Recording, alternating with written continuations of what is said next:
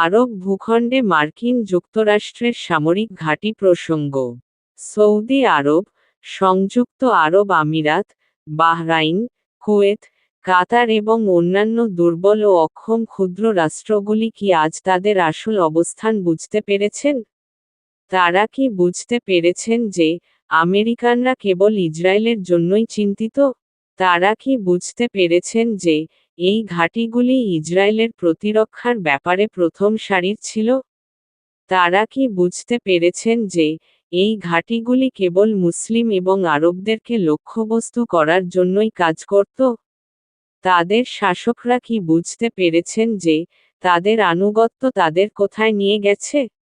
তারা কি বুঝতে পেরেছেন যে কিভাবে তাদের অর্থ, তাদের জমি, তাদের সম্পদ এবং তাদের জনগণকে ইসরায়েলের সেবায় দাসত্বের জন্য নিযুক্ত করা হয়েছে?